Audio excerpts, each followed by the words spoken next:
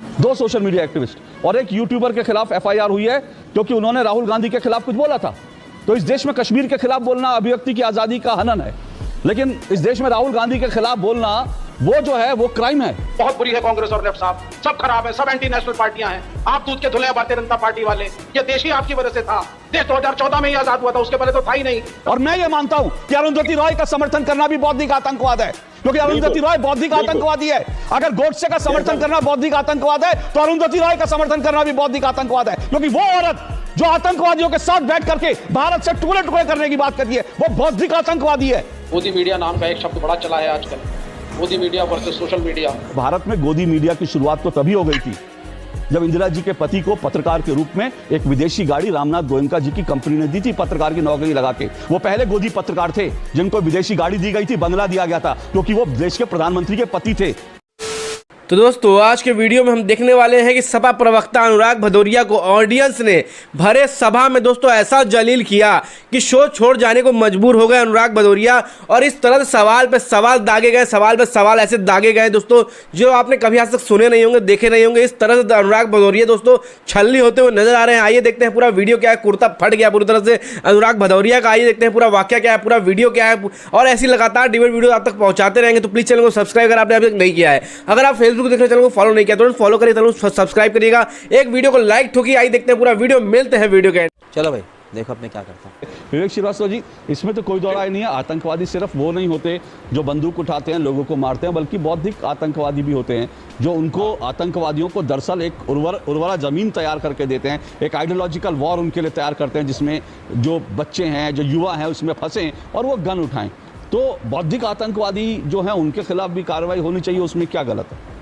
अब देखिए बौद्धिक आतंकवादी कौन है ये बड़ा एक विषय हो जाता है। गोदी मीडिया नाम का एक शब्द बड़ा चला है आजकल, गोदी मीडिया वर्सेस सोशल मीडिया। अब कौन आतंकवादी है, कौन नहीं है, कौन बिका हुआ है, कौन किससे पैसा लेता है, ये बड़े टॉपिक्स हैं अशोक जी, तो इसमें हम ना जाएं। बेसिक बात ये है कि जो लेखक हैं, जो पत्रकार हैं, आपके जैसे एडिटर्स हैं, आप लोगों को संरक्षण देना चाहिए जिससे आप जैसे पत्रकारों की आवाज़ खुल के उभरे। मैं इस फेवर में हूँ। और अगर आप चीज़ों को, मैं अग्री नहीं करता बहुत सारी बातों से जो अरुंधति रॉय ने लिखी या उन्होंने कही, ये एक अलग विषय है, लेकिन मैं तो खड़ा होऊंगा। मैं नहीं कभी चाहूंगा कि अशोक अग्रवाल या अशोक श्रीवास्तव या ऐसे किसी भी पत्रकार के ऊपर कोई ऐसी टिप्पणी की जाए इसलिए कि उनकी बात किसी को अगर लॉजिकल ना लगे। लोग यहाँ पे कहते हैं खड़े होकर के, भारतीय जनता पार्टी के प्रवक्ता बैठे हैं कि मुसलमानों को पाकिस्तान भेज दो, एंटी नेशनल स्टेटमेंट है या नहीं है। एक खड़े होकर के मेंबर पार्लियामेंट बीजेपी की कहती है कि गुड से इस करेक्ट, मैं उसके साथ खड़ी होती हूँ। प्रधानमंत्री तक जो है अगले दिन एम्बेरस होते हैं, लेकिन निकाला नहीं जाता उसको।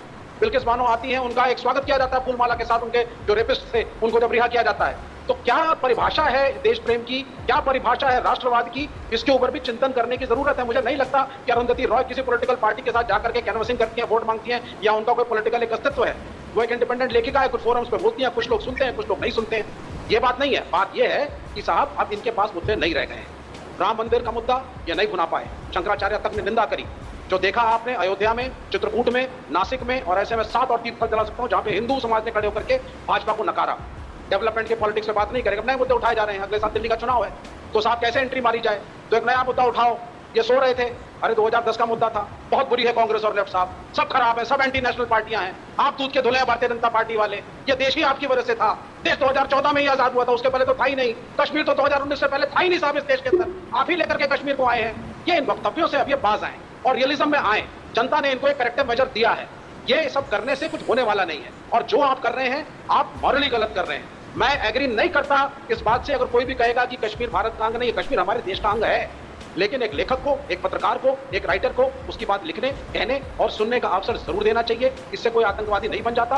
राइट विंग और लेफ्ट विंग की आजकल चर्चा चल रही है, पूरा सोशल मीडिया, नेशनल मीडिया बटा हुआ है। हर पत्रकार का अपना एक राइट है कि वो किसी चीज को लेकर के उसके बारे में बोल सकता है, और मैं इस राइट का समर्थन करूं। ओके सर, मेरा एक दो सवाल है। धनंजय गिरी जी रुकिएगा, मैं आऊँगा।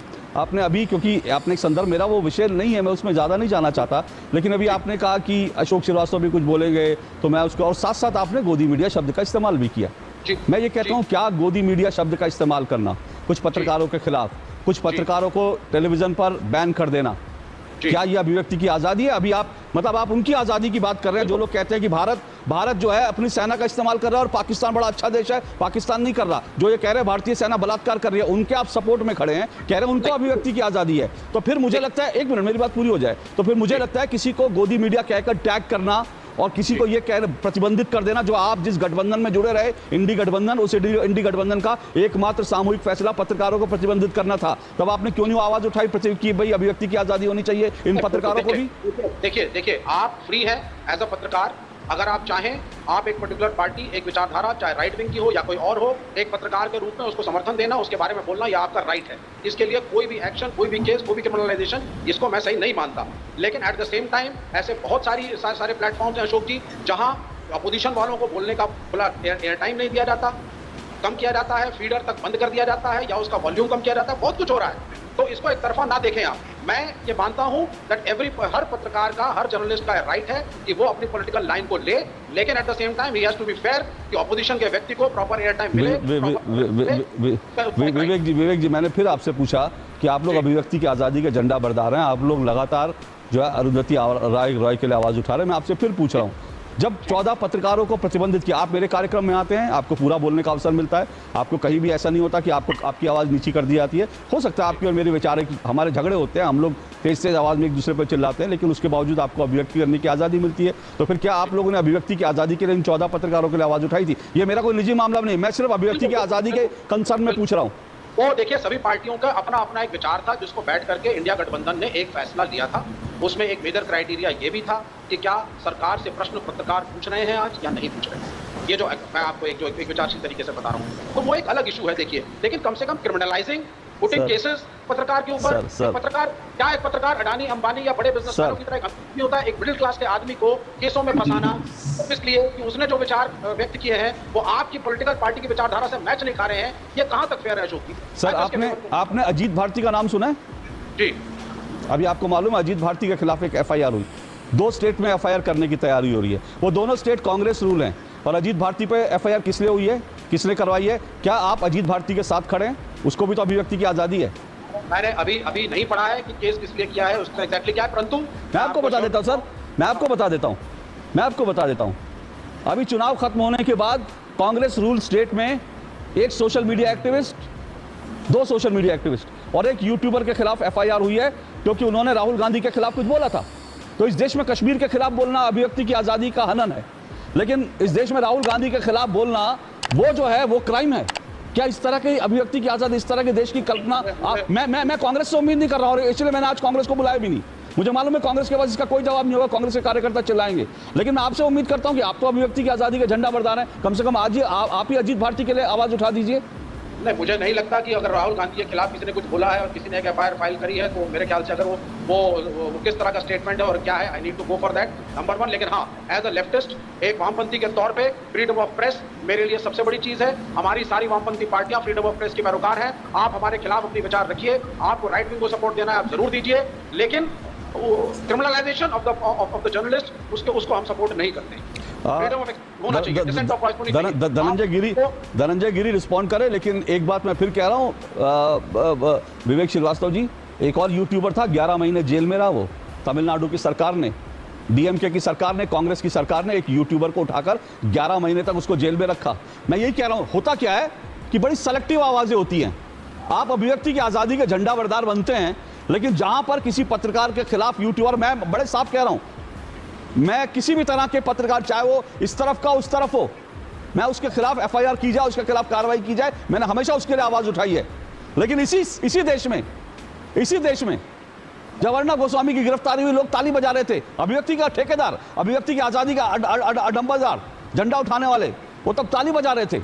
जब मनीष कश्यप को गिरफ्तार किया गया बिहार में, 11 महीने उसके ऊपर यूएपीए लगा दिया गया, 11 महीने तक जेल में रहा वो, तब लोग ताली बजा रहे थे। किसी को अभिव्यक्ति की आजादी की याद बात नहीं है। अभी जब जो है अजीत भारती के खिलाफ एफआईआर जब लग गई, बिफिटिंग फैक्ट्स के खिलाफ एफआईआर लग गई, तब कोई नहीं बोल रहा, कोई अभिव्यक्ति की आजादी का झंडा बरदार नहीं बोल रहा। अभिव्यक्ति की आजादी एक तरफा नहीं हो सकती। और अगर उस आधार पर कहें तो अभिव्यक्ति की आजादी, अगर अरुंधति रॉय को यह अभिव्यक्त करने की आजादी है कि कश्मीर पे भारत का हक नहीं है, पाकिस्तान का हिस्सा है वो, उसको गिलानी के साथ घूमने की और भारतीय सेना को रेपिस्ट कहने की जो आजादी है, तो उस आधार पे आप फिर क्यों भोपाल की सांसद के खिलाफ, उसकी भी अभिव्यक्ति की आजादी थी, तब तो आपने बड़ा छाती पीटी। ये डबल स्टैंडर्ड है सर, ये डबल स्टैंडर्ड है। अभिव्यक्ति की आजादी, अगर अभिव्यक्ति की आजादी है, मेरी बात सुनिए, मैं ये मानता हूं गोडसे का समर्थन करना भी बौद्धिक आतंकवाद है।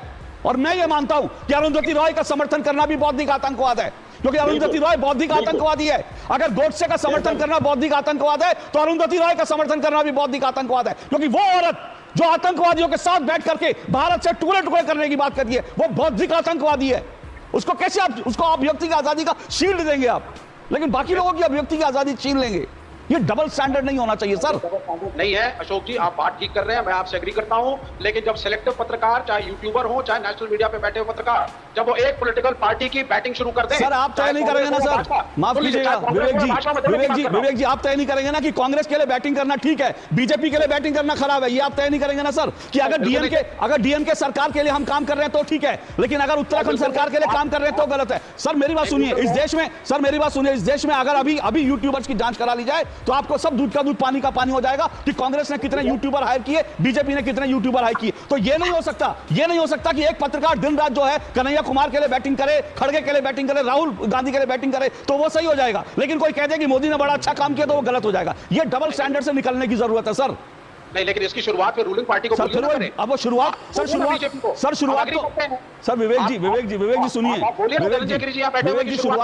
विवेक जी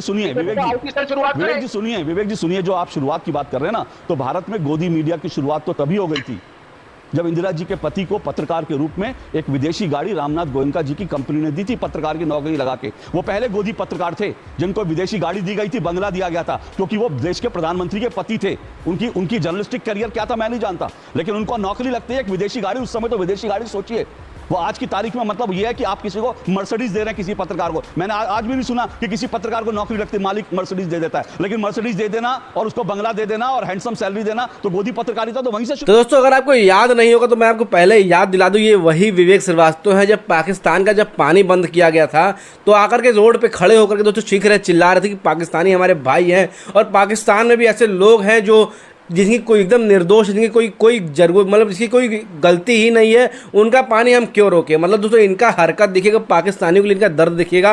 और जब इनको एंकर बोल देता है कि पाकिस्तान खुद जाके क्यों नहीं रहते, तो दोस्तों इनका ये आग बबूला हो जाते हैं, बौखला जाते हैं, चीखने लगते हैं, चिल्लाने लगते हैं, और मोदी सरकार को, नरेंद्र मोदी को, बीजेपी सरकार को, अमित शाह को, जय शाह को, मतलब जो दोस्तों जितने भी शाह और मोदी जी हैं, मतलब जितने भी ये लोग पूरे बीजेपी के जितने परिवार है बीजेपी का हमारा, उसको ये घेरने की कोशिश करते हैं। और घेरने की कोशिश में नाकाम जब हो जाते हैं तो चीखने चिल्लाने लगते हैं और बात करने लगते हैं कि मोदी जी ने ऐसा कर दिया, मोदी के रहते पे ये हो गया, वो हो गया, ऐसे हो गया, वैसे हो गया, प्लेन क्रैश हुआ है। तो दोस्तों इतना कुछ ये दोस्तों आकर के दोस्तों सीधा इल्जाम किस पे लगाते हैं, नरेंद्र मोदी ने। ऐसा लगा था कि नरेंद्र मोदी जी खुद वहाँ पे दोस्तों प्लेन चला रहे थे और नरेंद्र मोदी जी खुद वहाँ पे बैठे हुए थे गन लेकर के। ऐसा कुछ दोस्तों ये विवेक श्रीवास्तव जैसे बेशरम टाइप के लोग ये आकर लाइव टीवी शो पर आकर जब बोलते हैं तो उनके सामने जब अशोक श्रीवास्तव से लोग पढ़े लिखे लोग पढ़ते हैं तो इनको धोख रख देते हैं, इनको उनकी औकात दिखा देते हैं, इनकी पैंट खोल करके, इनकी चड्डी खोल करके उतार के दोस्तों रख देते हैं सामने। और ऐसा ही कुछ करते हुए नजर आ रहे हैं अशोक श्रीवास्तव। जब बात हुई आतंकवाद पे, जब बात हुई दोस्तों आज के जो युग में हमारा जो देश है पूरी तरह से थर्ड लार्जेस्ट इकोनॉमी बन रहा है, जब ये सारी बातें आगे भी आप देखेंगे, अगले वीडियो में आपको दिखाएंगे कि किस तरह से विवेक श्रीवास्तव होगा, चाहे दोस्तों विवेक श्रीवास्तव होगा, चाहे नेहा सिंह राठौर जैसे लोग हो, चाहे सुप्रिया श्रीनेत। अगली वीडियो में देखने वाले थे सुप्रिया श्रीनेत का टक्कर होने वाला किससे, खतरनाक संबित पात्रा से। संबित पात्रा से जब टक्कर होगा सुप्रिया श्रीनेत का ना, वो वीडियो देखने लायक होने वाला है। तो प्लीज़ चैनल को सब्सक्राइब अगर आपने अभी तक नहीं किया है तो तुरंत चैनल को सब्सक्राइब ठोकिएगा, और अगर आपने वीडियो को अभी तक लाइक नहीं किया तो एक लाइक ठोकिएगा। और जो भी हमारे दोस्त हमारे मित्रगण फेसबुक पे देख रहे हैं तुरंत फॉलो करिएगा दोस्तों। और वीडियो अच्छा लग रहा तो वीडियो ज़्यादा से ज़्यादा शेयर करते रहिएगा। बात करते हैं आज के वीडियो के टॉपिक पर वापस आते हैं। तो इन्होंने दोस्तों आपस में बातचीत हुई, कुछ तीखी नोक झोंक हुई है, और उस नोक झोंक में जब कांग्रेस पार्टी को लाया गया, जब कांग्रेस को घेरा गया, जब कांग्रेस की पोल खोल के रख दी जब अशोक श्रीवास्तव ने, तो दोस्तों विवेक श्रीवास्तव का मुंह छोटा सा हो गया। क्यों? क्योंकि विवेक श्रीवास्तव एक कम्युनिस्ट नहीं है, विवेक श्रीवास्तव पूरी तरह से कांग्रेसी है। वाकई में दोस्तों वो पूरा कांग्रेस को सपोर्ट करने वाला आदमी है। ये जनता का प्रतिनिधि अपने आप को बोलता है, ये बोलता है मैं जनता की तरफ से बोलता हूँ, जनता की तरफ से बीच में आके बैठ के मार चिल्लाने लगेगा, इसे नारे लगाने लगेगा बेशर्मों की तरफ। जब इसको लात मार के भगाया जाएगा, किसी टीवी शो जब लात मार के भगाया जाएगा कहीं से, तो ये बेशर्मों की तरह मुंह बंद करके इसे बैठ जाएगा कि मैंने कुछ किया ही नहीं था। और जब इसको दोस्तों मार के टीवी शो से भगाया जाता है ना, तो ये बोलता है कि वहाँ पर ऐसा कुछ भी नहीं हुआ, तो वहाँ मेरी बात सर्वप्रिय मतलब सबसे ऊपर रखी की गई थी सर्वोत्तम थी। इतना झूठ बोलता है, इतना झूठ लाइव टीवी पे अगर कोई बोलता होगा तो वो विवेक श्रीवास्तव जैसे लोग हैं। और ऐसे लोग को इंडिया में दोस्तों रहने भी नहीं देना चाहिए। जैसे जिनके पाकिस्तान प्रेमी हैं ये, तो जाके पाकिस्तान में क्यों नहीं रहते? आप दोस्तों बताइएगा, आप कमेंट में बताइएगा क्या मैं गलत कह रहा हूँ कि इनको पाकिस्तान से इतना प्रेम है तो पाकिस्तान में जाके क्यों नहीं शिफ्ट हो जाते हैं? तो दोस्तों वीडियो अच्छा लगा तो प्लीज़ वीडियो को लाइक चैनल सब्सक्राइब करेगा और वीडियो को ज़्यादा शेयर करेगा। मिलते हैं किसी और दिन इससे भी अच्छे, इससे भी शानदार डिबेट वीडियो। तब तक के लिए जय हिंद।